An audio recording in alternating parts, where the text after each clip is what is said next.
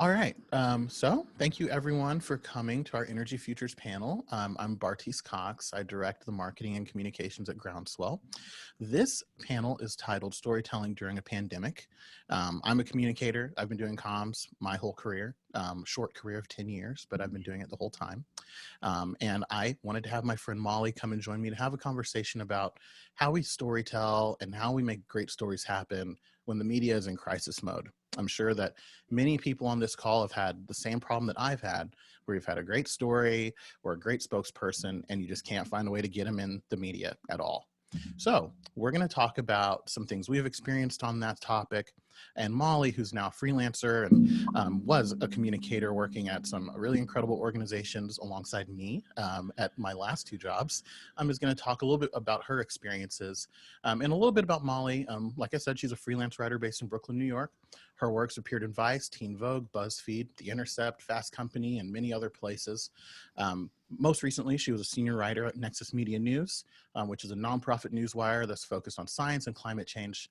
But before then, like I said, she spent a considerable amount of time as a leading communication strategist in the climate and clean energy community.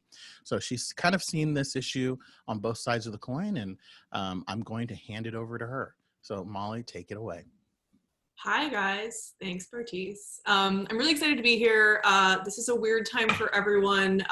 It's especially weird for media. And so I've got a little presentation I've put together for folks where I'm just gonna walk through some of my experiences, both as a freelancer right now, but as you'll see, a lot of the stuff that I'm going to be talking about is directly applicable to storytellers in general, whether you're in PR, comms, thinking of how you can help stories in your community. A lot of this knowledge can kind of directly apply when you're thinking about how to get stories out to the media. So I'm going to share my screen. Here we go. All right, can you guys see that? We're good? Yep. Okay, so like Bartees said, I've come at kind of journalism from an interesting path. A lot of folks who have been in both comms and journalism sort of do the reverse of this, which is you're a journalist first and then you transition to comms and PR later. I sort of did the opposite. I started out my career working alongside Bartees at a top agency called Berlin Rosen. And then I've sort of transitioned roles over the past 4 years from all comms and PR to now just being a full-time journalist. In the middle of that, I went to J school and I actually graduated last week. So I'm officially licensed to practice journalism. But I've been basically working as a freelancer for about 4 years now and slowly making that more of my my full-time experience. The kind of interesting thing is that I think not a lot of people understand how much your skill sets can overlap in these areas. You don't have to have been a journalist to be a PR person, like you don't have to have been a PR person to be a journalist, but a lot of the same principles apply whether you're trying to get stories out there to journalists or you're trying to report on stories as a journalist. It's just kind of helpful to understand how media right now, especially digital media, is working, what types of stories people are looking for. So I kind of joke that like I ran away from the burning building and then I turned around and ran back into it because it is a really, really tough time to be a journalist right now. It's a tough time for a lot of folks, but journalism is going through it. So Poynter actually maintains, I can pass this around after the presentation, a running list that they update basically daily of newsroom layoffs, furloughs, and closures. And they divide it into digital, TV, magazines, newspapers. If you go to this page, you'll notice a lot of the casualties are in local news. There's just been it's just basically daily. Like this is just 2 screenshots. I could have, spent all day screenshotting this. There's a big bloodbath at the local news level right now after coronavirus. But there's also like damages in other areas as well, including digital media. A lot of the big sort of buzzy, digital media startups that you might have heard of as having a lot of cash and a lot of reporters are also going through it right now. BuzzFeed, Vice, The Atlantic just laid off 68 people, I think, was it earlier this week or last week? It kind of is all blurring together. And this is kind of, I think, when we're talking about how to talk to media right now, you need to be aware that like this is basically top of mind for every reporter, just constantly wondering about where their future is going, where the future of the industry is going. As an example of how quickly things can move, I was working, I've written a couple pieces for The Outline. I'd had good relationships with editors there. I pitched them a story at the start of the crisis about how climate denial was interlaced with coronavirus denial and a lot of the sort of false theories that were getting pushed out there. And my editor accepted it. We, worked on it together over the weekend, and the piece was literally all set to go in the CMS, and her executive editor gave my editor a call and said, our freelance budget just got cut, we can't run anything. So it was actually about to go out the door. And then the next day my editor got fired because they laid off everyone. So it happens quick, it happens suddenly, and you really can't tell. So we're kind of living in a bit of a war zone right now when it comes to where stories are going and who's actually running stuff. But the weird thing is, for a lot of us, is that the demand for stories is like higher than ever. Like, people want to know what's going on. The demand for reporting is there. So the San Francisco Examiner is a really good, like, old school, local, free weekly. And they had page views that were 6,000 times above average readership when San Francisco issued its shelter-in-place order. But they were forced to sort of furlough staff as well. And it's not just small, local weeklies. Like, the Times said, I think it was last month, that they have more subscribers than ever, but their just ad revenue is going down. So it's everyone. And we could give a whole presentation on this, but just one last point is that, like a lot of sort of financial crises happening right now in different industries, this isn't a new phenomenon. Journalism jobs have been, dropping over the past decade with like the digital revolution. I'm sure a lot of you folks have read about it, or even if you've been working as a storyteller for a while, you might have noticed a lot of your favorite journalists pivoting, getting laid off, going onto other venues. And by contrast, there are, this is from 2016, so there might be more, but there are nearly 6 PR people for every journalist, up from 5 PR people in 2016. So I can't imagine that ratio has gotten any less dramatic. So what does this all mean? So when we're thinking about telling stories right now, we've got a growing number of stories pitched or conceived. Then you're contending also with the number of journalists who are working with dwindling newsroom resources. Even if you keep your job, if your colleagues get laid off, you might have to start covering stuff that they would normally cover, which means you have less of an avenue to pursue what you're interested in. And then there's just these layoffs. And I don't know why I laid this out in a math problem, because I am so bad at math. There's a reason I'm a writer, but you get it. You're working with a lot of different inputs that are not conducive to getting stories out there. That said, there are things you can do to, really think about how to get messages out, how to get stories out, and what types of things will land. And I think that a lot of it that I've learned from both my experience in comms and as a freelancer is smarter pitching. Is just understanding what stories you're working with, where they can feasibly go, and then just having a better understanding of how the process of getting a story out the door works. So just to recap real quick, this is pretty basic, but there's it's helpful to think of a story not, getting pitched in multiple layers. So something happens out in the world, it's observed by a bystander, it's, someone collects some data, something happens that should be a story. That story can then go through several different forms of being pitched. The person who saw it can call up a reporter directly and say, hey, I saw something you should know about. A PR person can collect the data collected by a professor and give it to a reporter, and then it also needs to go from the reporter to their editor. Generally, the reporter also needs to take the idea that they have been given or that they have seen and then give it to their editor and say, hey, what do you think?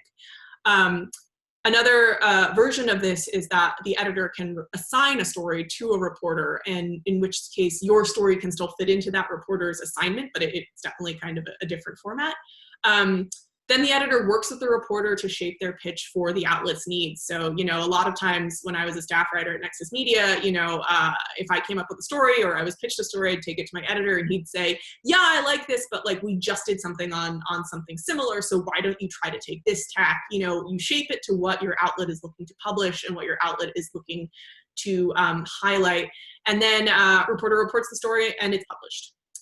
So that's kind of the flow chart that we're working with. And as a freelancer, I come in at a slightly different point than you might as a storyteller or a comms person. But there are really important things that I've learned in freelancing that I think are also important for folks to keep in mind who have stories to tell and how to talk to reporters about them. So how do we pitch smarter? Sorry to take anyone back to a weird time in their life, but I've been single for a little bit, and pitching is honestly a lot like dating. As corny as that may seem, you know, there's a lot of, it's a social dance in a way, and there's a lot of things to remember that kind of correlate between the two of them. So I'm just going to talk about a couple different rules I have learned the hard way that correlate between pitching and dating. So the first one is rejection is normal, and it's actually probably good. It also has nothing to do with you a lot of the time. If you believe in your story, it can be rejected by a bunch of people. Doesn't mean it's a bad story, it just means it's not a good fit. So let's take something I published earlier this year. I had a story in Vice. Great story. This was something I had reported in school, so it was a gift. It was a gift to the paper or the outlet that I took it to, in that school had paid for all of the FOIAs. This was a heavy investigative story involving a lot of documentation, and that's normally kind of a pretty pricey lift, but Columbia had covered it. So I came out of Columbia with this story. No one else had reported on these particular metrics. I had sources. I'd done all the work. You know, it was a great story. I really believed in this story. I pitched this to 5 different outlets before Vice took it. And that's a pretty normal amount, I would say. There are reasons for rejection. I think I don't remember which reasons were which outlets. I think I pitched to The Atlantic. I pitched to Stat News, which is a medical sort of stories website. I pitched to the Boston Globe. I forget who else, but basically the reasons I got were the scope is too narrow. Vermont was too narrow of an example. The editor didn't have enough time to take on this story. The editor didn't have enough money to pay me for the story. Radio silence, which could mean anything, could mean they didn't see the email, could mean they saw the email and wanted to get back to me later but forgot, could mean they don't have a time to send me a no. And then a good story but will pass, which basically is a compliment. I think that editors' emails inboxes are so crazy these days that if you get a response that says, hey, thanks, this is great, but you know, it's just not a fit for us right now, that's essentially a compliment. And I also want to emphasize that for all the response rate that freelancers get, which can be very frustrating when you send a story along and then an editor doesn't respond, it's, you know, 10 times the high lack of response for a PR comms person who's trying to pitch something to a reporter. If you get any sort of response, even if it's a rejection, it's good. It means that you did a good job on this pitch and you should believe in this pitch. It's going to be a fit somewhere and you should keep going and keep trying. The next sort of rule is to be flexible. So this is a young woman named Chloe Maxman.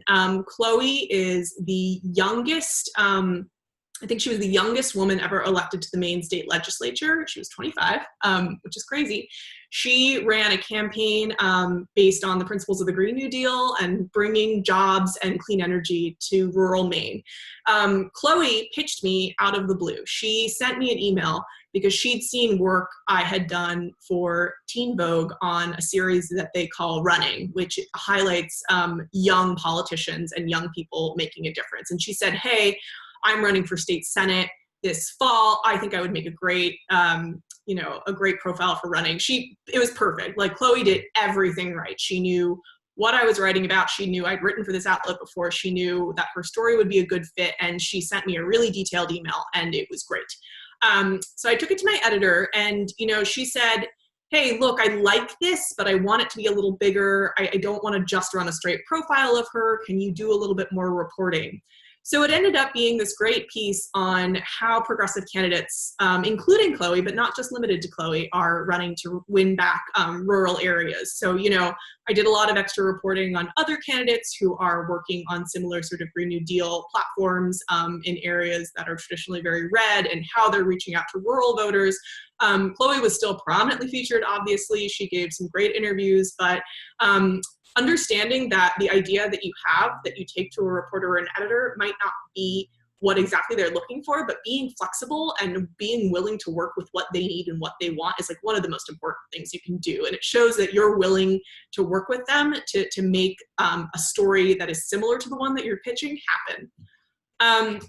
The next rule is it takes a lot of time sometimes to develop relationships. For me, this is especially true with editors, but I think for storytellers and communicators, if you're trying to get through to a particular reporter, acknowledging that it might take time for them to really, you know, start trusting you and taking information from you is a really important part of this step. Back to the dating analogy, it's like going on a first date and asking someone if you'd marry them like an hour into it. It's like, well, slow down, like we're just getting to know each other. So this is a pitch I sent earlier this month, actually, to Columbia Journalism Review. And as you can see, I had a back and forth with the editor a little bit. You know, he said he really liked the idea. He was taking it to his colleagues.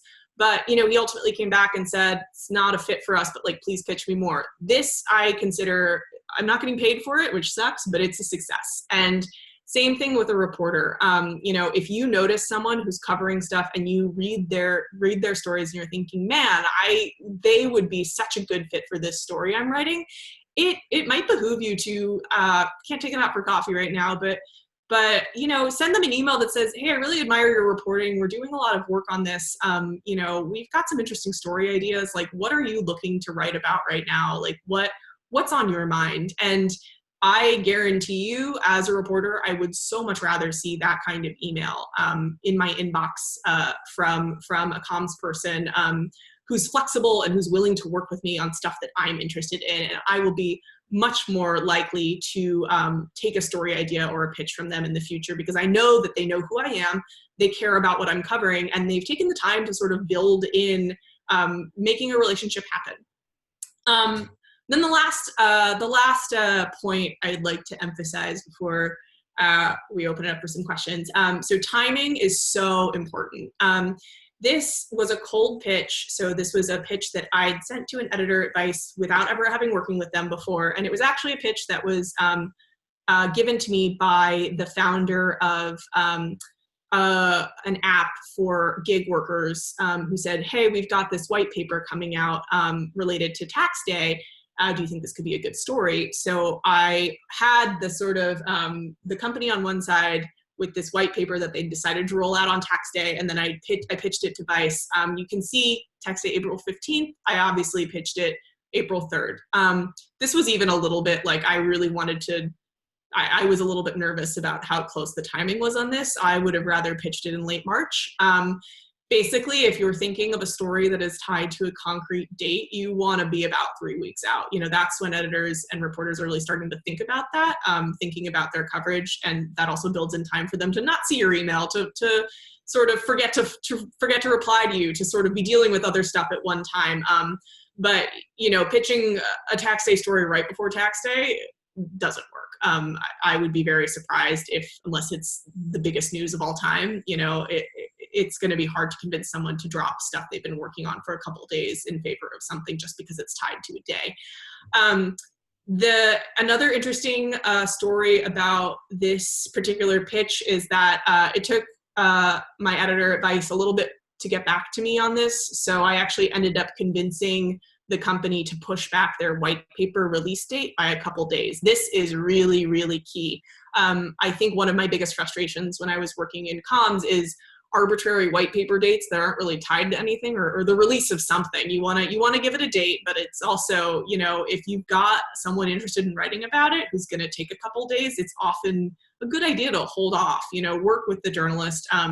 Again, they're just working so many stories and so few resources that if your news is a little bit evergreen, if it can wait, then I would highly advise waiting. And the second part of this is breaking news. So Last summer, I was on Twitter and one of my sources retweeted that they knew someone at Wayfair who was planning a walkout over the company's continued cooperation with Customs and Border Patrol in providing furniture for detention camps, for the kids' detention camps at the border. I sent this email probably 20 minutes after I saw the tweet, and the tweet had been posted 20 minutes beforehand, so 40 minutes before the news broke. A Vice editor got back to me within an hour, and they'd already assigned someone to the breaking story, but they were interested in having me contribute to a secondary story. I think that one thing to really convey is with breaking news, they are always, editors and outlets are always 2 steps ahead of you. If you send out a quote from a spokesperson about something that broke in the New York Times that morning, in the afternoon, it's probably too late, unless your spokesperson is incredibly, incredibly important.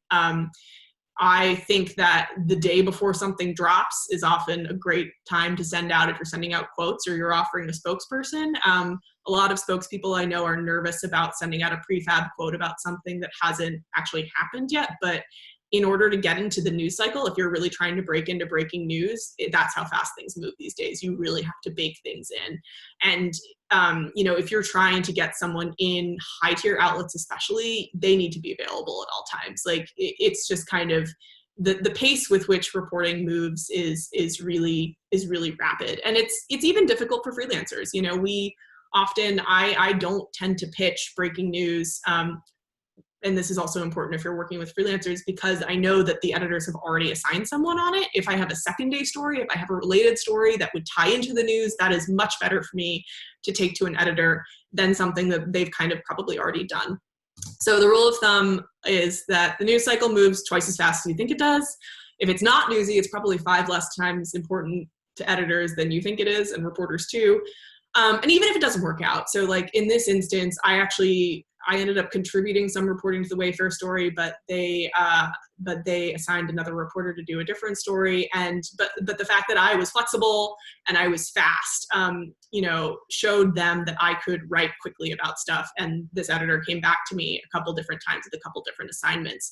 That works in PR too. If you are really on top of your game, sending out a quote from your spokesperson, even if a reporter doesn't use it, if they see it in their inbox at a good time, they might have had you lined up to be the first backup quote. They might keep you in mind as someone who can respond quickly when they're on deadline, who can be up to date on this stuff. And a lot of this is just kind of working in advance, knowing what you have and sort of knowing the flashpoints that might arise in the news cycle. I think that's it. Bart, I think that's good for presentation now. So if I want to toss it back over to you to hear what you have to say about it. Cool. Well, no, thank you. This was awesome.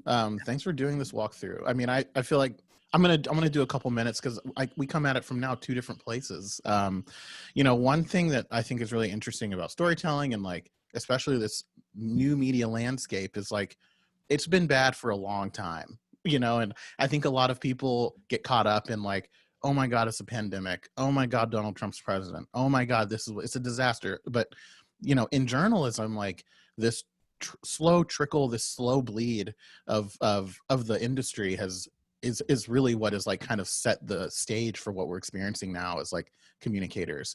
So I think that's like really interesting to acknowledge and also say like, and amid all of that, like great stories have still been able to get told. And I guess like for me, like as a PR person, I'll actually share my screen and walk folks through this because I think this is interesting, but great. All right. So before I came to Groundswell, I worked at a place called Climate Nexus, and Climate Nexus is a NGO that's basically a PR firm for the climate movement. So we've got, or they would have clients that were working at like Sierra Club, NRDC, all the way to folks working at the grassroots level, and even some like industry associations like OEA and SIA. So kind of ran the gamut in terms of people that we'd work with. But we hit a problem where we wanted to tell more stories that were happening at the grassroots level, and we just could not place the story. And we also didn't have like a long history of telling that story. So we had credibility issues with journalists when it came to like, talking about environmental justice. And so we wanted to find a way to still work with these partners who are doing incredible work, even if that meant we couldn't place their stories in the media, right? So to do that, we started like attacking it in different layers, kind of like what Molly was talking about in terms of like telling a story in a layered way. We decided to put together a bus tour that would hit, 13 cities all the way across the country to talk about how environmental justice is intersecting with all of these other issues, which at the time wasn't really in the media. And it resulted in us building a little website for it, engaging dozens of partners, getting a huge tour bus, and like really like forcing all of these stories into existence. And what came of it was all these beautiful videos, a great website. And as the tour kept going, reporters got on. Like they wrote big stories about it. The Atlantic did a huge feature, New York Times covered. But in the beginning, right at the beginning of the idea, like no one was really interested.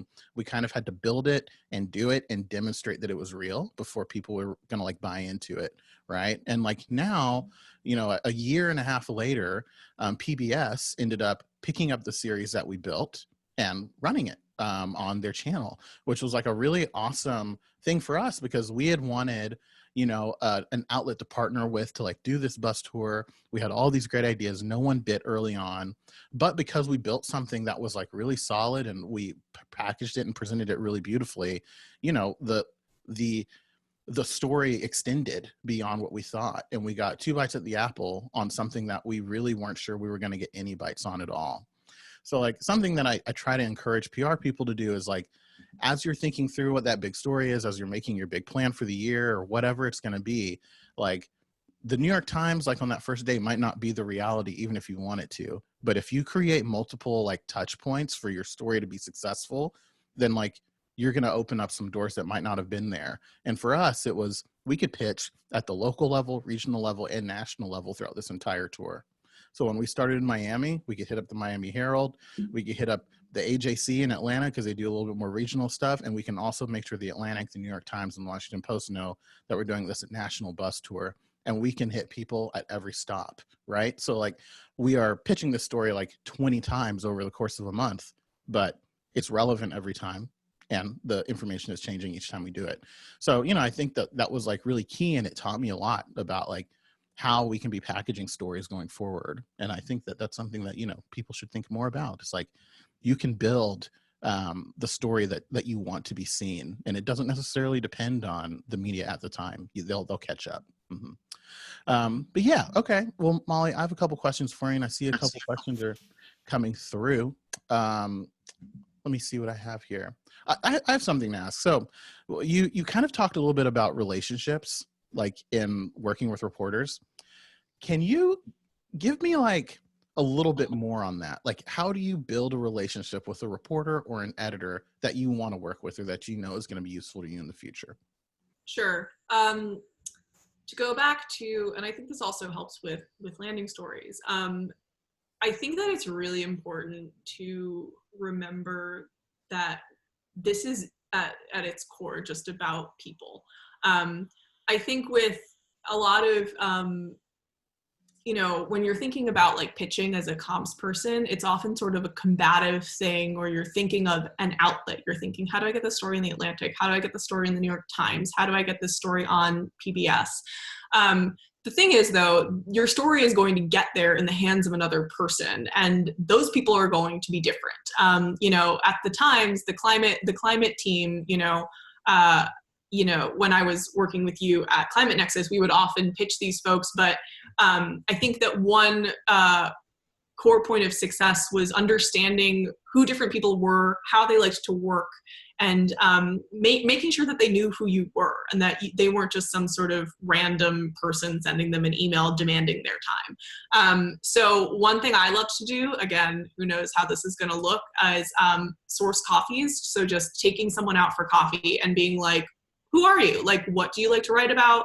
What's been hard for you? And I think approaching those meetings, less of a, I'm going to pitch you on this thing, like I've got a great story and by the end of this coffee, you're going to be writing it, and more of just like, okay, so what are you interested in doing? What have you been hearing? What is your editor like? Like, what is your writing process like? Just understanding what their day-to-day looks like, and understanding, kind of, how they work as a reporter and what sorts of things, if they're, they might mention you like, man, I've been dying to do a story on mine reclamation in Wyoming, but I just don't have a source. And then, you can store that in your brain. And when you get a source, you can be like, hey, remember that thing we talked about? Here you go. That is a lot easier to kind of build up that relationship. Works for freelancers as well. All the editors I work with right now, I've pitched them multiple stories where they've said, hey, not a good fit for us right now, but like, this is interesting, thanks. I follow all of them on Twitter. If you're in media, I highly encourage you to just go make a fool out of yourself on Twitter. I find it's like one of the best networking opportunities, especially right now. Like, journalists are just big bored nerds, and we're all sitting around, and like, just showing that you're a human person and that you have a personality, and that you're invested in the work and the stories you're telling, and you're not just trying to get through to them is really important. I almost put in a slide that I'm kind of regretting of bad pitches I've gotten as a journalist, which they're pretty wild. Like, you could be a really good storyteller and you could have an amazing story, but the reporter's not really going to know because there are so many bad PR pitches that get sent our way, where, it's the wrong name. It's not something we cover. It's for like a stupid product. It's like for a tie-in that like just doesn't have any relevance to anything we're talking about. And so one way to cut through that noise is to just make friends with someone, basically. It's as lame as it sounds. No, I think that's good advice. I mean, I feel like that was something that I was able to figure out. Like, I was definitely not the best writer, and I rarely had the best like understanding of the issues. But, if you know how to connect with people online specifically, then you can have some luck, right? You can get some stuff placed. Well, that kind of leads into my second question, where it's like, you kind of laid out how, for example, that story you did for Vice, like, Columbia was able to pay for all the FOIA stuff. Like, you were able to build this entire like story by yourself. And I feel like for PR people, it's the same. Like, if you're going to be pitching an investigative story or even something that's like a quick hit piece, like, you have to spoon feed these reporters. Can you give me like some more advice or just some of your thoughts on like how to package things for reporters so that your good pitch can be a great pitch? I think that'd be something that's helpful for people. Yeah, I'm so glad you brought that up, especially right now. Like, I can't tell you how many cool stories like come my way every day, or people email me and I'm like, that's cool. I just don't have time to do this. I don't have the resources. I can't pay for the research. And I think that like one sort of pitfall that like very well-meaning communications professionals often fall into is they'll have a great source, and that's great, but you need to do a little bit more work than I think maybe people think. So, as a reporter, like, one of the best things you can give me is data. If you've got data to back up what you're saying, if you're setting me a pitch on how, people in, a rural state are increasingly adopting individual solar panels on their roofs, like, I want to see data about that. And I don't really have the time, especially if my newsroom is tight. I'm under a bunch of deadlines. Maybe they fired our guy who does all the public records. Like, I don't have time to go look for that myself. If you can give it to me, that is going to make your story much more successful. Same thing with sources. So if you're thinking about, you're envisioning what you would like to see this story look like in its final form. So, your ideal story, who does the reporter talk to? And especially important, if they talk to people, if they need to talk to a homeowner who decided to choose solar panels, a Republican who's really into clean energy, who just happens to be a regular guy, it is way harder for us to find those regular people than I think a lot of communications professionals realize. Like, I appreciate the experts, but I can find an expert anywhere, really, unless your expertise is really specialized. An expert is the icing on the cake, and is really crucial for a story. But like, if you're going to tell me a story about something that's happening locally, especially, like, I need those local people, especially right now. I can't go outside and report on it. No one can go outside and report on it. If you can do the homework of finding me those local narratives, that is so good. And that, again, will do a lot of the work that's needed to push this story forward. Mhm. Yeah, we've got a question actually from Maria, who just asked if you could talk a little bit about how to frame a local story, specifically like outside the US, when pitching a big national publication. Maria, correct me if I'm wrong, but I'm guessing this is like, say you're outside of the country and you're trying to pitch the New York Times on something that's going on in your country or your locality. Yeah. Mhm. Yeah, that's hard. And Bart, I think I'd like to hear what you say about this too. I think I have when thoughts. right.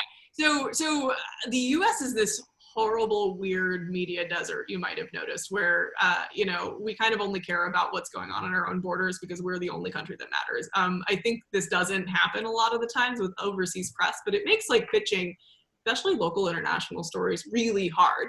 I think that two things come to mind for me. One, I need to know why a US publication should write on this.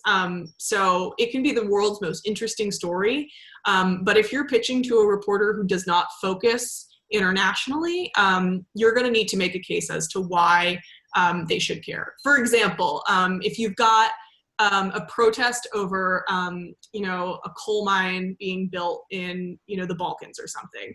I want to know how that relates to U.S. companies. Are there any U.S. companies involved? Like, can we draw some sort of link between government activity here and what's happening with emissions over there? How does this relate to our own policies concerning coal miners? And then the next thing is, again, just doing that homework. If you give me a great story about a coal mine in the Balkans, like, awesome, but I also definitely don't have time to find people who don't speak my language. Again, newsroom resources, like, think about what you would need to write about that story. Translators are being cut left, right, and center. That's one of the first things to go. If you can say, listen, I've got some folks lined up for you to talk to who have been on the ground in this place and, can speak to you about this and make it as easy for them as possible to get the story, then I think that's going to be really helpful. Yeah, and I would just add a couple things to that. I mean, like Molly said, timing is everything, right? But theme is also important too. And I think one thing that I look for when I'm telling a national story or an international story, regardless of where I'm placing it, is like, how does this tie in to what's happening in other places? So, and a really good example of this is actually like environmental justice work. Like, because across the country, across the world, the global South, there are so many examples of coal mines running rampant with no regulations, polluting and killing thousands of people. Well, there's things like that happening in the United States too. So if you're reporting on this coal mine in the Balkans, it's important to say like, hey, this is happening in the Balkans, but this is also happening in Louisiana, and this is happening in the Bronx, and this is happening so-and-so and so-and-so. So you can create this larger theme of like, this is not just happening here, but it's happening in the US and across the globe. US is a global leader. How are they going to respond? So it shifts attention back on the US while centering this larger international phenomena that you've picked up on. And another thing on this, like just like in the timing world, like I used to do communications for international negotiations for COP, right? And one of the big jobs I have is, you go over there, you're representing the United States' comms team in this international forum. And I find myself in the situation where I'd have to tie, the activities of the NGOs operating at the grassroots level to people that are doing big things in the international landscape, whether in Saudi Arabia or the UK or Northern Africa. And the way that we were able to do that was honestly to say like, okay, like here are like the trends that are happening, but because it was an international convening and everyone was there, those stories were easier to be placed. So if you have something that's happening in an international, like in a location that's outside of the US and you're trying to place stories in the US and it's evergreen, maybe wait for the next international proceeding, maybe wait for Davos, maybe wait for the opportunity where reporters are watching that space in an international context. And then that might be the time for you to swing the bat. Right. So, I mean, I would say like, that's like more important than anything is like making sure that the timing lines up so that when you swing, it's a home run. Yeah. I would also like to add, just if I can pop back on, in that, like going back to kind of your point about pitching stories multiple times with freedom to breathe, this is a really good opportunity to think about outlets that aren't the New York Times, but that important people at the New York Times might be watching closely. So for instance, I'm just going to shamelessly say there's a new publication out there called Rest of World. that y'all might not have heard of because they just started up. They are covering tech and tech solutions in non-Western countries. I've been dying to pitch them because they are doing really smart reporting. If anyone has a tech-related climate story, hit me up. But, so you might not have heard of them, but they have staffed some really, really good journalists that other good journalists pay attention to. So, it's a trickle up effect. So if you get a story placed in an outlet like Rest of World, DevX, I think, is the sort of NGO publication, like an outlet that you might think is kind of an easy get for an international audience. If it's a good story and if it's going to keep to keep going, you'll get a second chance at a Davos or at a COP to re-pitch it to a New York Times editor, and you might be able to say to them, hey, Rest of World has been on this for a little bit. I've got another little layer to add to it that might make you more interested in it. It's easier to pitch something that they see other respected journalists working on in their space that they can then make the case for their editor. This is an important story. Totally. And to that point, like, there are a lot of ways to get things in front of reporters, and placing news in publications that might not be as big is a really good way to do that. And like, as all of these folks are getting laid off from these larger mainstream jobs, like Molly's right, there are so many like small nonprofit news organizations popping up all the time that command huge followings among like this elite class of writer and reader, right, that we want to engage. And another one of them, like, shameless plug, is called The 19th. It's amazing. Founded by 3 incredible women, one of which is a really good friend, Erin Haynes. She's absolutely incredible. But yeah, like, this is a news organization that whole goal is to empower women. I mean, this is like something that we need more in the space, and they're accepting pitches, on a range of issues. And they're probably writing from it from a lens that is like going to be beneficial to a lot of our causes. And every journalist that is worth their salt is watching these publications, A, because they may need a job soon, and B, because like it's a great farm for like future stories. We see it all the time. We saw it like when the Daily Beast came out, Jacobin, like these are places that they feed like a larger beast of media, and there are a lot of opportunities to place there. Cool. I'm going to turn to another question from our audience. Interesting. So Alicia has asked, like, how do you think that dwindling newsroom sizes impacts the interactions between news outlets and PR professionals? I have a feeling about this too. So many thoughts. You want to go first? Sure. You got to be a lot faster and a lot smarter. Like, there's, like Molly said, there are 6 PR people to every 1 journalist, and like, it's always been super weighted on our side. But I think the onus is more on us as like the communicator to have like as much data as we can, the story almost damn near written before we send it to the reporter. And we've got to be able to respond quickly to whatever they ask, and be flexible to a degree that we may not have been before. I mean, I feel like my biggest challenges in PR wasn't about like finding the story. It was like begging someone to push the date back on a report, or like telling someone, hey, like, I know you want your quote to be 5 sentences long, but like, I just need these 10 words. That's all I need. It's like, it's a funny problem, but that those things like make the whole game. Like, that makes things easier to actually place and be successful with. But yeah, that's what I would say the kind of the answer to that question is. And I do think that like, also like, there's always been a divide between like journalists and PR people, but we all kind of know like we're all going to end up on one side of it or the other multiple times in our lives. So, I think that like it'll always be like a gentle tension between the two, but now more than ever, I think that PR people just need to be on their game. And the last thing that don't waste people's time. I mean, you really can ruin a relationship with a reporter with a bad pitch, and they will never talk to you again, regardless of what job they have, forever. So like, you got to make sure that you're airtight and you have your stuff together and that you're bringing something to them in the right time period. But yeah, Molly.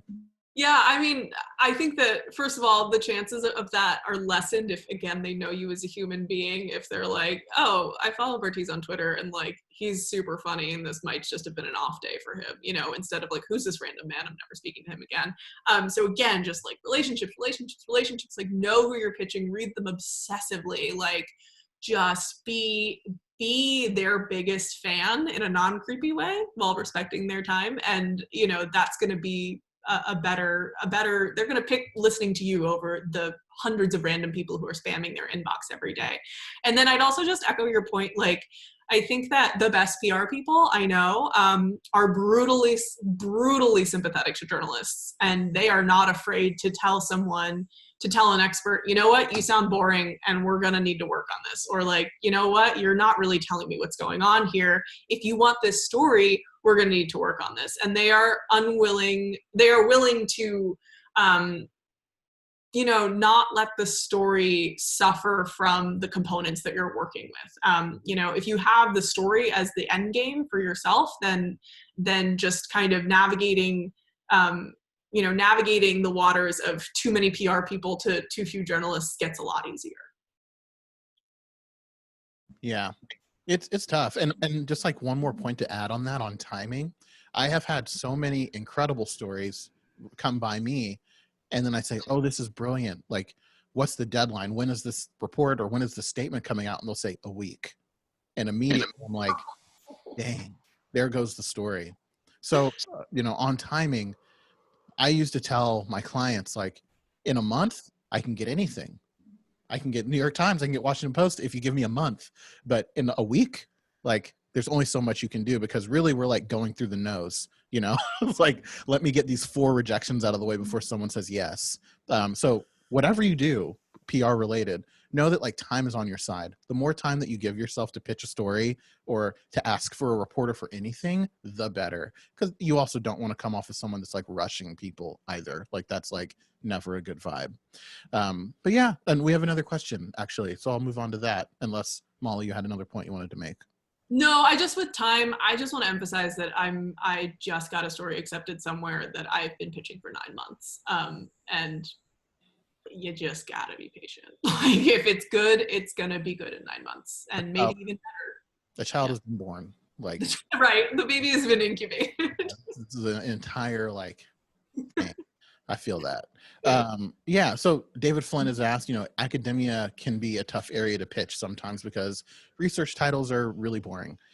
So now that medical academic research, COVID-19 related, has taken a front seat, what advice do you have on pitching these topics without losing accuracy or perceived truthfulness of the message?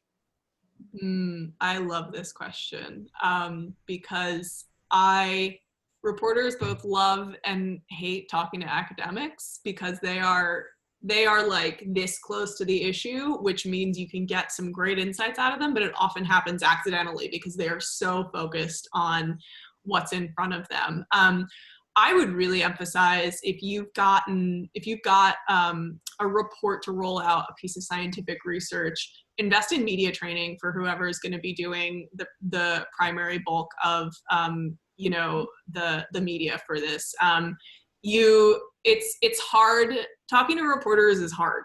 It's hard to get a good interview out of someone who doesn't know what media is looking for. And a good session or two of media training with a PR person or with even an outside agency can work wonders. It doesn't even have to be for TV, which is a different beast altogether. But even when I'm on the phone with a scientist, I build in time, because I know how long-winded they can be. I'll often do like a half-hour interview with someone and only use one sentence from them. And that sentence almost came by accident. Another way I ask them to, sort of lay it out for me is explain what's going on in this paper like you would explain it to a 5th grader. That's a pretty clear message, and it forces folks to slow down and think about what they're actually saying. Often with research, it can be complex, but people are smart, and it's not, I think, as hard to explain as many researchers think it is if you just take the time to kind of figure out, how would I explain this to someone who is at a 5th grade level and 8th grade level, how do we really easily lay this out for people? And it often gets you there without too much effort. Yeah, but it is also really important, like Molly said, at the beginning of your process, when you're budgeting out the research, whatever, make time, space, and save some money for a media consultation, just so you can have someone give you the quick and dirty on what is important in the things that you're talking about. I know Molly's done this, but most of our work has been with people who had really complex data sets that did not know how to get them out. I mean, that's why there's now like the Yale Climate Communication like institution, you know, to like solve for this in the climate space, because there are so many interesting things coming out that just like we're going so far over reporters' heads. There's no way, you know, we could get the stories placed. And yeah, you know, finding ways to explain what you're doing to a fifth grader, or literally like calling your cousin who knows nothing about what you do, who you've never been able to explain your job to, and be like, hey, Frank, like, I'm going to try and walk you through this report and you tell me like what you don't get. That really does help people. And I've told people to do that dozens of times, and they've come out of it like, I thought this was going to be dumb, but this really helps me think through this in just a different way, you know? And that's really a lot of times all you need to do for it to be like a humanized message that anyone can understand, right? And I would just add on to that, like 9 times out of 10, I would rather talk to a scientist than to the VP of something, right? You know, I think that a media training doesn't mean, oh gosh, we have to put a company PR person or a company spokesperson or someone who can give a cleaner message in front of a reporter. A scientist is going to give really good stuff, and they're going to give really compelling anecdotes with just a little bit of training. It's often best to have the people closest to what they're doing just figure out how to package it correctly, rather than talking to a reporter, like having someone talk to a reporter who didn't actually work with the data. Yeah, totally. Well, well, y'all, I don't see any more questions, and I don't have too many more, but you know, in the last 5 minutes, I'd just like to thank Molly for joining us and talking us through her process and her career and what she's seen. And you know, it's always really cool for me to do stuff like this because I've known Molly for years now. So Too long. too long. There will be more. There will be more of these, I'm sure. But I'll conclude this call. Thank you so much for coming to our webinar. Really appreciate y'all. And we'll be having another one pretty soon, I think actually for Juneteenth, on June 19th. And so if you've come to this, you'll get an email with an invite to that. But otherwise, thank you so much for attending. And Molly, have a good day. Thanks, guys. Great to talk to you. All right. Bye. Thanks, y'all.